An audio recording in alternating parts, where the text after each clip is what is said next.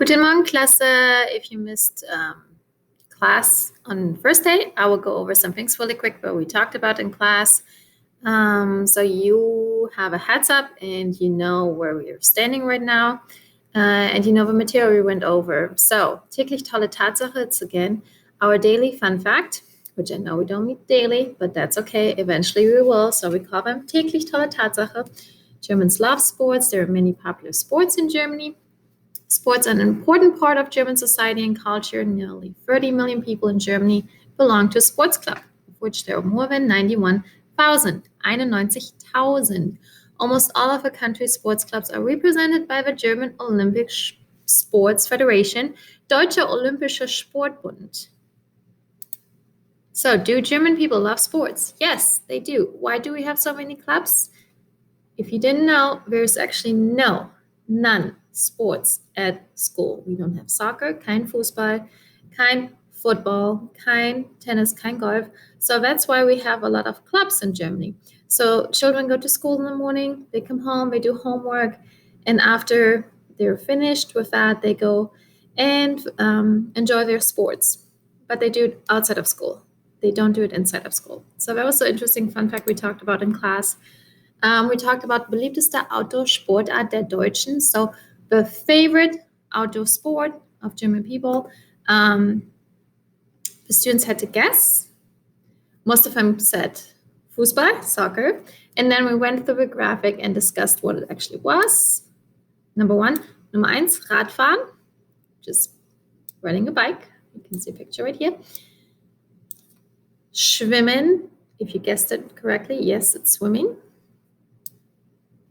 Wandern is hiking. Laufen is going for a run, walking. Fitness, you can see there's still no soccer there. If you didn't notice, no soccer. Fitness. And then finally on the 6th place, we see Fußball. So that was a surprise for the students. I'll show you the rest too. Reiten is horseback riding. Wassersport is sports in the water, of course. Ballsport are other sports that have a ball involved. And then inline skates is clear. We had tennis, we had Klettern is climbing, and the last one, it's hard to see, but it's actually golf. So we talked about that. Like I said, students were surprised that soccer, Fußball was not number one, but as I explained to them, most of the time for adults, they don't play as much soccer anymore, they prefer to watch it. So then we went over numbers, and I do that really quickly one more time with you.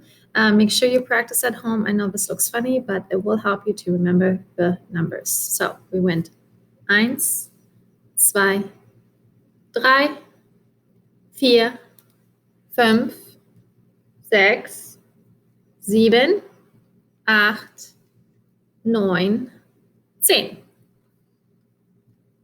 So we did that 3 times in class, just so the students could follow along and do the hand movements.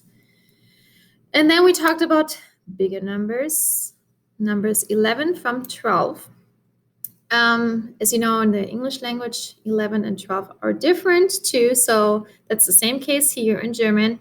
You have to take notes, write it down in your notebook, please, because those numbers are different, okay? So 11, 12, those are the 2 numbers that are different. And then we follow up with 13. So you take 3 and 10 and you put it together. 13, 14, 15. So you always put them together, but then be careful. 16 is a little bit different. 16. So we don't say 16 because it's hard to pronounce. We say 16. 17. We don't say 17 because, again, it doesn't sound as pretty, and we care about our language. It should sound pretty. So we say 17. So remember, 16, you drop the S. 17, you drop the, EN. And then 18 is regular. 18 together. 19, nothing changes. 19 together. And then 20, 20. It's different, of course. And then next week, we'll start with higher numbers. Why do you need to know those numbers? They're important because eventually when you come into my class, I will ask you, wie alt sind Sie? How old are you? You should write down